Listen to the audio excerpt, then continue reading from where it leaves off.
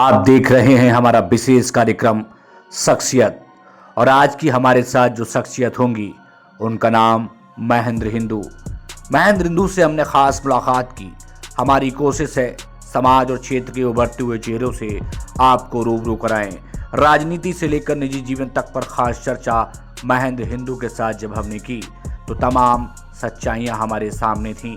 चलिए आपको लेकर के चलते हैं महेंद्र हिंदू के पास। बहुत स्वागत है आप सबका मेरे अनिदेव के साथ में। लगातार मैं आपको मिलवा रहा हूं उत्तर प्रदेश के बरेली की कुछ ऐसी शख्सियतों से जो गांव, समाज और क्षेत्र के लिए कुछ खास कर रही हैं।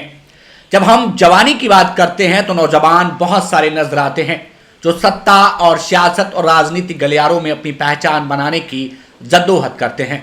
लेकिन जब कोई गरीब का बेटा और एक आम घर का बेटा कुछ खास करने की कवायद रखे, कोई खास करने की चाहत रखे, तो हम उस तक ना पहुंचे, ये शायद कैसे हो सकता है। मेरा नाम देव है और आज आप उस शख्सियत से मिलेंगे जो गुलड़िया क्षेत्र में और शीशगढ़ के आसपास के क्षेत्रों में एक अपनी खास पहचान रखते हैं। आज हमारे साथ महेंद्र हिंदू होंगे जो जिला पंचायत की प्रत्याशी होने से पहले यहाँ की जनता के लिए चाहते हैं। लेकिन एक आम घर का बेटा सियासत के सफर में कैसे उतरा, आखिरकार आगे की क्या तैयारियां हैं, इन सारे सवालों के साथ सीधे हम चलते हैं महेंद्र हिंदू के पास। पहले तो भाई साहब आपका बहुत बहुत स्वागत है। जी नमस्कार। आपके गांव आपका कौन सा है, थोड़ा अपने बारे में पहले बताइए आप। मेरा गांव गुलड़िया है और तहसील मीरगंज, डिस्ट्रिक्ट बरेली। जी, ये मेरा मूल निवास है, पैतृक गांव है। अच्छा। मेरे पिता, मेरे दादा यहीं से पले बड़े हैं। जी जी। अच्छा, एक आम घर का बेटा लगातार क्षेत्र समाज में काम कर रहा है, कब आपको ऐसा लगा कि चलो नेतागिरी की जाए या फिर राजनीति की जाए, या ऐसा तो नहीं कोई लालच था मन में, तो कोई भावना थी? जहाँ बात राजनीति की और नेतागिरी की आती है तो शुरुआती मन में मेरा ना कोई राजनीति है, ना आज भी कोई ऐसा वो नहीं है प्रलोभन, ना कोई लालच है मन में जी।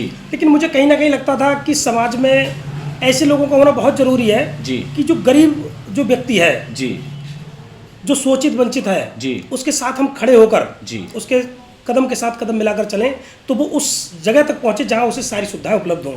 सरकार की बहुत सारी सुविधाएं होती हैं लेकिन वंचितों तक और सोच तो नहीं पहुंच पाती हैं। किसान का बेटा पहचान की लड़ाई लड़ रहा है, किसान का बेटा आम आदमी के सम्मान की लड़ाई लड़ रहा है, किसान का बेटा गरीब के लिए उसका हक दिलाने की लड़ाई लड़ रहा है। इस लड़ाई में शुरुआती दौर को याद करिए, अब से 5 साल पहले, और आज के दौर को याद करिए, कितनी दिक्कतों का सामना करना पड़ता है। मैं समझता हूं कि दिक्कतें तो बहुत सारी आती हैं, क्योंकि सबसे पहले अगर यदि आपके पास पैसा नहीं है जी, तो आज की राजनीति, आज का कोई भी कार्य जी, बिना पैसे के बेकार है। लेकिन अगर आपका दृढ़ संकल्प जी, आप अंदर से मजबूत हैं और आप संकल्पित हैं कि मुझे समाज के लिए, गरीब शोषित वंचितों के लिए कुछ करना है जी, तो आपको करने से कोई नहीं रोक सकता। बहुत सारे ऐसे कार्य हैं जिसमें आप उनका सीधा सीधा सहयोग, सीधी सी बात यहाँ पर निकल करके आती है। आप जैसे और भी लोग हैं जो सफेद कुर्ता पहनकर जनता के बीच चले जाते हैं और जनता की बात करना शुरू कर देते हैं। जनता आपके साथ और फिर महेंद्र हिंदू के साथ क्यों खड़ी हो? जनता तभी खड़ी हो पाती है जब जनता को लगता है कि आप मेरे प्रति ठीक हैं जी। मैं अपने, मेरे या किसी दूसरे नेतागण के कहने से जी, जनता आपके साथ नहीं होती, लेकिन जनता को जब लगने लगे आप मेरे प्रति ठीक हैं, मेरे अच्छाई के बारे में आप सोच रहे हैं, तो जनता स्नेह और प्यार देने लगती है। और मुझे लगता है कि पिछला जो चुनाव मैंने लड़ा था तो मेरे साथ न मेरे पास पैसा था कोई ऐसा, या न कोई ऐसा वो था, लेकिन एक ही उद्देश्य था कि यदि मैं जिला पंचायत सदस्य बनता हूँ तो मैं समाज की सेवा करूंगा और समाज के शोषित वंचितों के साथ मैं रहूंगा, और जो गरीब तबका है पीछे का जी, मैं उनको भी साथ बैठ के। वार्ड संख्या के बारे में थोड़ा सा बताइए, ये वार्ड संख्या में कितने वोट हैं, कैसे क्या है? ये वार्ड संख्या 18 पड़ता है जी, इससे पहले ये 16 हुआ करता था जी, और जैसे प्रशीवन हुआ उसके बाद चेंज हो गया ये जी, तो अभी इस समय वर्तमान में 18 है। पिछले चुनाव जब हुआ तो लगभग 22 से 23 हज़ार वोट पड़े थे। सड़क, पानी, सुरक्षा, स्वास्थ्य जी, जनता की मांग नहीं, जरूरत है। मांगे तो कागजों में लिपट कर रह जाती हैं जी। ये जरूरतें क्या पूरी हो पाई हैं? जहां सड़क की बात आती है तो मैंने जो संघर्ष किया सड़क के बारे में जी, अब से पहले पेपर में, अखबारों में काफ़ी चर्चित रहा मैं, क्योंकि यहाँ से एक मेरे गांव से एक सड़क जाती है जहाँ 3 विद्यालय हैं, डोरीलाल इंटर कॉलेज है, एक सरस्वती शिशु मंदिर है। मेरे पास सारे कागजात भी रखे हैं, और जो भी वर्तमान जिला पंचायत अध्यक्ष हैं उन्होंने इस बात को सुना और रोड सड़क, पक्की सड़क करा भी दी।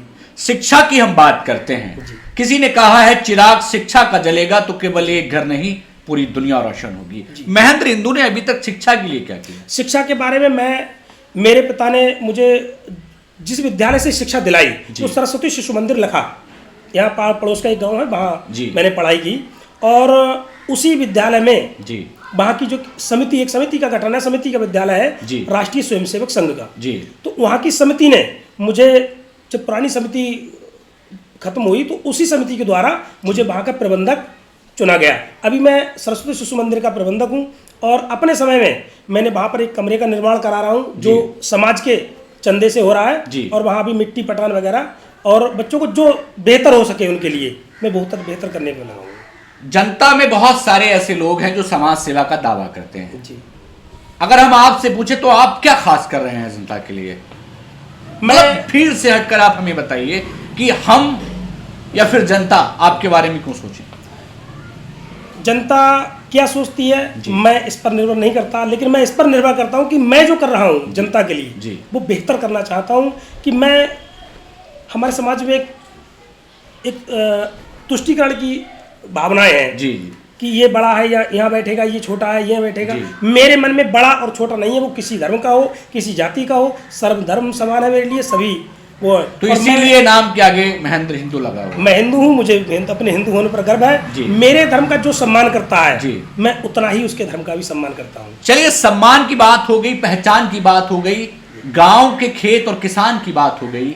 अब बात आकर के निकल करके आती है कि आगे जिला पंचायत का चुनाव है जी, क्या तैयारियां हैं और जनता के बीच किन मुद्दों के साथ आप जा रहे हैं?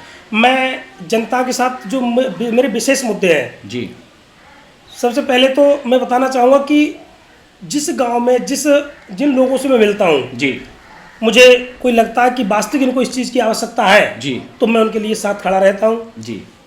चाहे वो शिक्षा को लेकर हो, किसी विद्यालय में एडमिशन को लेकर हो, या उनकी व्यक्तिगत पूर्तियाँ हो। जैसे इसमें ज़्यादातर मुद्दे राशन कार्ड जी, कुछ गरीब ऐसे हैं जिनके राशन कार्ड नहीं है, उनको अगर मुझे आवश्यकता लगता है कि इनको आवश्यकता है तो मैं उनका पूर्ण सहयोग करता हूँ कि उन तक भोजन पहुँचे।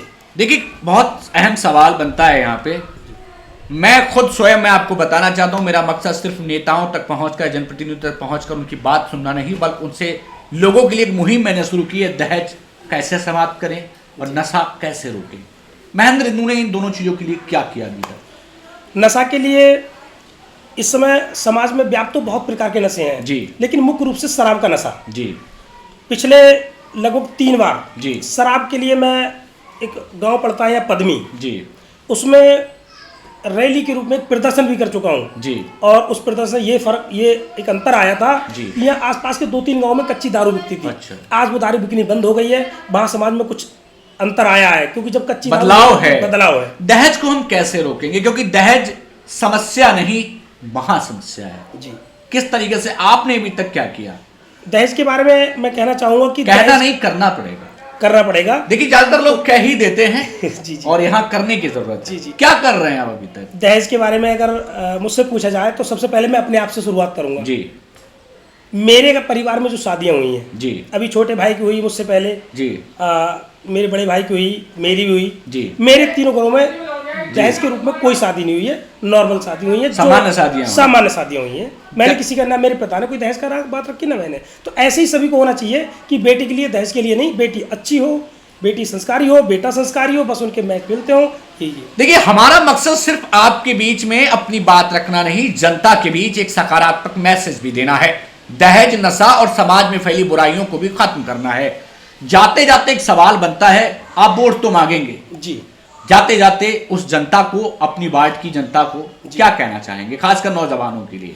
मैं नौजवानों के लिए कहना चाहूँगा कि सबसे पहले तो यदि आप आज के नौजवान हैं जी, ये आधुनिक युग है जी, कंप्यूटर का युग है जी, तो आप शिक्षा के साथ साथ, शिक्षा तो ग्रहण कर ही रहे हैं, शिक्षा के साथ साथ आपसे जो पीछे रह रहे हैं, जिनके परिवारों में शिक्षा नहीं है, आप निःशुल्क कोचिंग या शिक्षा देना उन्हें प्रारंभ करें, जो लोग नहीं पढ़ पा रहे हैं। दूसरा, जो नशा में कुछ लोग लिप्त हैं जी। तो मैं चाहूंगा कि यदि एक व्यक्ति का नशा छुड़ाए जी तो समाज सुधर सकता है। मैं सुधरूंगा, जग सुधरेगा जी। तो पहले मैं अपने आप से शुरुआत करूंगा, फिर मैं अपने सामने वाले को समझाऊंगा कि ये नशा गलत है। तो इस तरह से समाज का तरक्की हो सकती है। अगर आप जीत जाते हैं तो जनता को नेता मिलेगा, फिर एक बेटा मिलेगा। मैं आज भी बेटा और भाई के रूप में काम कर रहा हूं और मैं जीत जाऊंगा चुनाव तो ये क्षेत्र जीत जाएगा, यहाँ का जनमानस जीत जाएगा। उन लोगों को ऐसा महसूस नहीं होगा कि यहाँ महेंद्र हिंदू जीता, उन्हें लगेगा कि यहाँ का प्रत्येक भाई चुनाव जीता है, यहाँ का समाज जीता है, यहाँ का जो जनमानस है वो जीता है। देखिए, हमारे साथ महेंद्र हिंदू थे और अपनी बात रख रहे थे। यदि आप भी जनता के समक्ष कुछ बड़ा काम कर रहे हैं, कुछ खास जनता के लिए कर रहे हैं, नेकी का कोई भी काम अगर आप करें तो हमारी टीम आप तक पहुंचेगी। हमारा मकसद आपकी अच्छाइयों को समाज के बीच लेकर के जाना है। आप नेता हैं, आम आदमी हैं, इससे फर्क नहीं पड़ता। फर्क पड़ता है कि आप समाज के लिए कितना हित का काम कर रहे हैं। हमारे साथ जुड़ने के लिए आपका बहुत शुक्रिया। और कोई खास अगर मैसेज आपका रह गया हो तो हमारे माध्यम से आप अगर देना चाहें तो दे सकते हैं। मैं बस यही कहना चाहूंगा कि समाज में जो उन कुरीतियों को आप दूर कर सकते हैं जी। आप अपने पड़ोस में, अपने परिवार में, तो आप उन कुरीतियों को दूर करके अपने समाज को एक सभ्य समाज बनाने की कृपा करें। मैं इसी से आपको धन्यवाद करता हूँ। नेकी करोगे तो उसका फल मिलेगा, आज नहीं तो दोस्त कल मिलेगा। फिर मिलूंगा एक नई शख्सियत के साथ, कैमरा पर्सन मान सिंह के साथ मैं देव। लेकिन जाते जाते आपसे गुजारिश है कि आप भी यदि अपनी गांव की और अपनी कोई बात रखना चाहते हैं तो हम पहुंचेंगे आपके पास। आप हमसे संपर्क करिए। आज के लिए सिर्फ इतना ही, फिर मिलेंगे, तब तक के लिए नमस्कार।